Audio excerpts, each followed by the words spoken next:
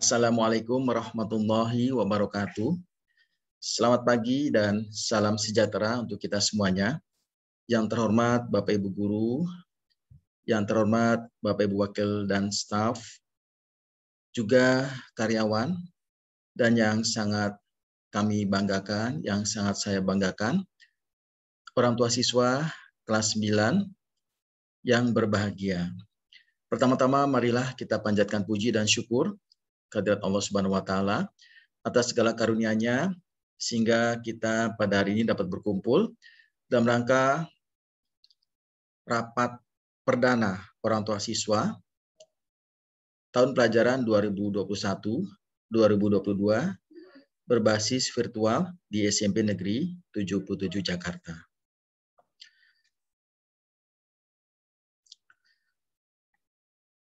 Bapak Ibu sekalian, dalam rapat perdana ini kami menyampaikan bahwa 3 minggu ke depan kita akan melaksanakan kegiatan penilaian tengah semester.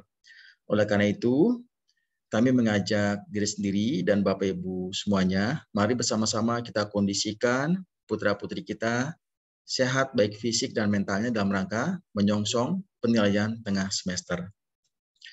Ini adalah foto sekolah kita, profil sekolah kita Bapak Ibu.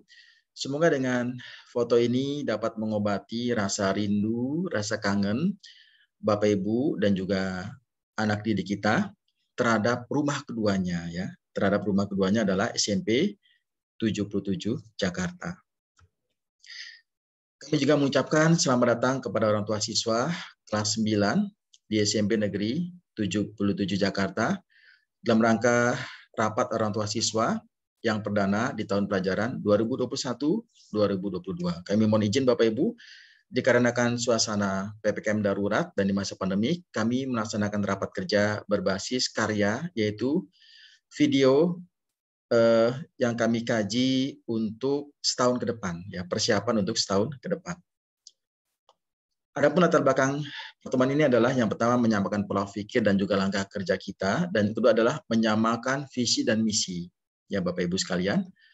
Dan maksud dan tujuan kita berkumpul di sini adalah memahami pentingnya pengawalan siswa kelas 9 dalam proses belajar di masa pandemik dan juga mempersiapkan strategi Bapak Ibu, ya, mempersiapkan strategi untuk siswa, untuk anak kandung kita dalam rangka melanjutkan ke sekolah lanjutan atas. Ini adalah maksud dan tujuannya. Bapak Ibu sekalian, dalam filosofi pendidikan kita ya, bahwa pendidikan adalah adanya perubahan. Artinya, dalam proses pendidikan adanya perubahan-perubahan pada peserta didik ya, pada anak kandung kita. Baik perubahan dari secara pola pikir, kreativitas, inovasi maupun tingkah lakunya ya, adanya perubahan-perubahan. Ini adalah filosofi pendidikan. Oleh karena itu kita pun harus berubah Bapak Ibu. Saya sebagai pendidik, sebagai guru, Bapak Ibu sebagai orang tua siswanya juga harus berubah ya, mengikuti proses perkembangan zaman ya. Anak kita adalah generasi milenial, maka kita pun mengikuti perkembangan pendidikan di generasi milenial ini. Adapun kajian materi kita pada pertemuan hari ini adalah pertama visi dan misi sekolah, kedua peran orang tua di masa pandemi, ketiga adalah cara belajar siswa di masa pandemi, yang keempat adalah pentingnya motivasi belajar untuk siswa. Kita masuk agen yang pertama Bapak Ibu ya. Materi yang pertama adalah visi dan misi sekolah. Terwujudnya lulusan SMP Negeri 77 yang bertakwa, mampu berpikir kritis, kreatif, inovatif, berkomunikasi, berwawasan lingkungan, dan berdaya saing global. Visi dan misi ini tentunya sesuai dengan kebutuhan di zaman sekarang, Bapak Ibu. Yang kedua adalah peranan orang tua ya. Mobil khusus peranan orang tua kelas 9. Intinya adalah mengawal jalannya proses belajar mengajar dengan aman dan nyaman pada saat belajar di rumah. Ya Bapak Ibu sekalian, intinya Bapak Ibu juga mengawal menjaga, memelihara motivasi anak didiknya, anak kandungnya, supaya tetap semangat dalam belajar. Yang pertama adalah mempersiapkan, Bapak Ibu, mempersiapkan agenda kegiatan untuk siswa-siswi kita, untuk anak kandung kita dalam rangka mendapatkan pengakuan prestasi, Bapak Ibu, pengakuan diri, mendapatkan, kalau saya katakan, piagam-piagam penghargaan, sertifikat-sertifikat. Mengapa demikian, Bapak Ibu?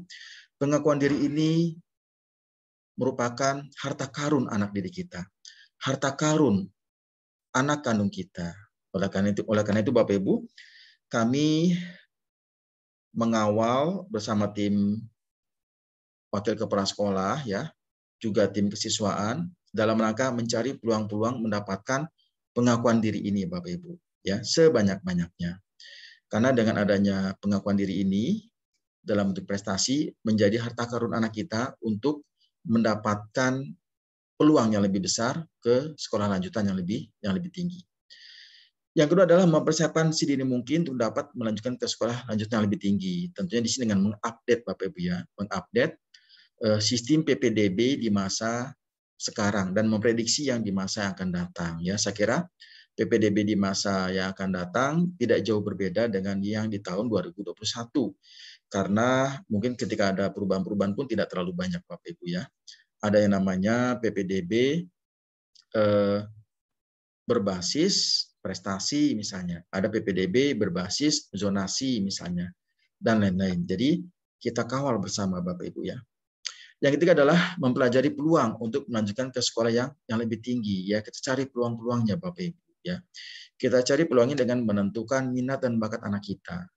Ketika anak kita punya prestasi non akademis, ya, punya banyak sertifikat-sertifikat di bidang non akademis, seperti misalnya menjadi pengurus OSIS, ya, menjadi pengurus ekskul, maka lebih tepatnya ke sekolah yang lebih tingginya melalui jalur non akademis, ya. Tetapi ketika anak didik kita, anak kandung kita mempunyai banyak prestasi di bidang akademis, misalnya kejuaraan matematika, ya, bahasa Inggris, ya, atau yang lainnya, maka lebih tepatnya melalui seleksi prestasi akademis, ya, untuk peluang ke sekolah yang lebih tinggi. Dan Bapak Ibu sekalian, pada saat sekarang ini proses belajar mengajar di sekolah kita adalah blended learning, ya, berbasis blended learning, campuran, Bapak Ibu. Jadi tidak harus daring, tetapi ada juga berbasis luringnya. Luringnya adalah ketika anak-anak kita ditelepon oleh guru, mendapat tugas dari WA, foto-foto dari WA, itu adalah luringnya, Bapak Ibu, secara manual, ya. Secara manualnya adalah seperti itu, secara daringnya adalah menggunakan aplikasi pembelajaran. Yang ketiga adalah cara belajar untuk siswa, Bapak Ibu. Sadari bahwa anak kita sudah kelas 9, belajar adalah sebuah kebutuhan, ya. Dengan cara membaca atau mempelajari materi sebelum dikaji oleh gurunya, ya. Baca atau pelajari materi sebelum dikaji oleh gurunya merupakan modal dasar anak kita untuk mempelajari materi yang akan dipelajari. Sehingga nanti ketika menemukan bahasa-bahasa asing yang belum dipahami dapat ditanyakan oleh gurunya. Ini penting sekali, ya, membaca atau mempelajari materi sebelum dipelajari di kelasnya. Yang ketiga, dengan membentuk kelompok belajar. Dengan membentuk kelompok belajar akan menjadi semangat belajar anak-anak kita dalam rangka mendapatkan motivasi, ya, bersama teman sebayanya, ya. Dengan kelompok belajar tentunya dapat bertanya, berdiskusi, ya, sehingga menjadi cepat dalam proses pemahaman materi. Yang keempat, link dengan sumber media belajar. Jadi anak-anak kami, ya, anak-anak kita semuanya saya kira sudah mampu, Bapak Ibu, ya. Link dengan web, ya, dengan media pembelajaran dalam rangka mendapatkan sumber-sumber materi pelajaran yang baru, memahami materi sehingga mereka mendapatkan materi yang lebih banyak, Bapak Ibu, ya, lebih nyaman, Bapak Ibu. Kapanpun, dimanapun anak kita dapat link dengan web, Bapak Ibu, ya. Yang kelima adalah menguasai IT atau aplikasi pembelajaran yang dibutuhkan, ya. Sebagai contoh, sekolah kita menggunakan aplikasi Google Classroom, sehingga anak kita wajib, Bapak Ibu, menguasai aplikasi tersebut dalam rangka kemudahan belajarnya. Bapak Ibu sekalian, yang keempat adalah pentingnya motivasi belajar. Ibarat jantung, Bapak Ibu, ya. Motivasi belajar adalah jantungnya. Jantung dalam tubuh kita di sini berdetak setiap detik, mengalirkan darah ke seluruh tubuh. Dan motivasi belajar ini adalah merupakan motor penggerak yang menggerakkan aspek pola pikir, tingkah laku dan perbuatan, ucapan, sampai latihan, menghitung, mengoreksi, mengevaluasi, ya, memaparkannya adalah motor penggeraknya motivasi, Bapak Ibu. Oleh karena itu kita jaga motor penggerak ini supaya terus meningkat, ya. Kita pelihara, ya.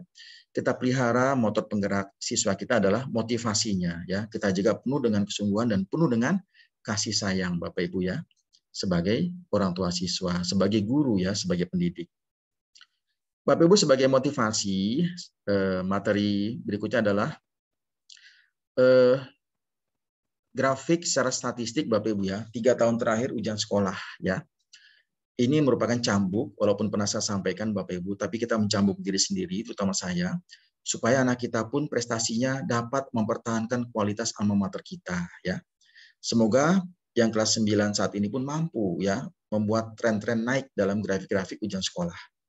Kita lihat Bapak Ibu secara grafik, pertama adalah PAI, ya, pendidikan agama, cenderung naik dari tahun 2019 hingga tahun 2021. PKN cenderung naik, ya Bapak Ibu. Bahasa Indonesia cenderung naik walaupun di tahun 2020 sempat menurun, ya Bapak Ibu. Ujian sekolah trennya menaik, Bapak Ibu, ya grafiknya. Untuk matematika, ya, untuk matematika grafiknya adalah cenderung menaik, ya. Kita pertahankan Bapak Ibu. Ujian sekolah IPA, jelas sekali Bapak Ibu, trennya adalah cenderung menaik, ya Bapak Ibu. Ujian sekolah IPA 3 tahun terakhir. IPS, ya, cenderung menaik Bapak Ibu, tren grafik ujian sekolah 3 tahun terakhir untuk mata pelajaran IPS. Bahasa Inggris trennya cenderung menaik Bapak Ibu untuk 3 tahun terakhir, ya. Seni budaya juga trennya cenderung menaik, ya Bapak Ibu, ya, cenderung menaik untuk pelajaran seni budaya 3 tahun terakhir. JOK cenderung menaik Bapak Ibu, walaupun di tahun 2020, ya Bapak Ibu, sempat menurun, ya, tapi trennya secara vektor cenderung menaik Bapak Ibu, ya, dari tahun 2019 hingga tahun 2021. Prakarya, ya, sempat turun di tahun 2020 Bapak Ibu, tapi trennya di sini tetap cenderung naik Bapak Ibu, ya, secara vektor dari tahun 2019 hingga tahun 2021. Ini adalah gambaran grafik Bapak Ibu, rata-rata untuk 3 tahun terakhir nilai ujian sekolah Bapak Ibu, ya, dari tahun 2019, 2020, 2021 trennya adalah cenderung naik Bapak Ibu, ya. Nilai rata-rata ujian sekolah. Mengawal kegiatan siswa, Bapak Ibu sekalian, anak-anak kita kawal belajar hariannya, mingguannya, bulanannya, triwulannya atau tengah semesternya dan semesternya. Bahkan pada waktu saat ini Bapak Ibu, kami sampaikan dalam rapat orang tua siswa pada hari ini, kita kawal agenda triwulan Bapak Ibu, ya. Pada saat bulan September nanti ada yang namanya kegiatan penilaian tengah semester, ya. Kita kawal bersama baik secara fisik dan mental anak kita siap dalam menghadapi penilaian tengah semester. Baik Bapak Ibu sekalian, ini adalah agenda jangka pendek kita, ya. Seperti yang tadi saya sampaikan, kita menggunakan aplikasi berbasis GCR Bapak Ibu, ya. Google Classroom, nanti pada minggu ketiga bulan September kita akan mengadakan kegiatan penilaian tengah semester. Dan sebagai penutup Bapak Ibu, ya kalau Bapak Ibu jalan-jalan, oleh-olehnya adalah buah tangan, maka dalam rapat kita pertemuan hari ini, rekomendasinya atau oleh-olehnya adalah yang pertama, dalam rangka mengantarkan anak didik kita atau anak kandung kita ke jenjang yang lebih tinggi, maka kita bersama-sama mengawal untuk mendapatkan peluang yang lebih luas. Peluang yang lebih luas ke sekolah yang lebih tinggi Bapak Ibu.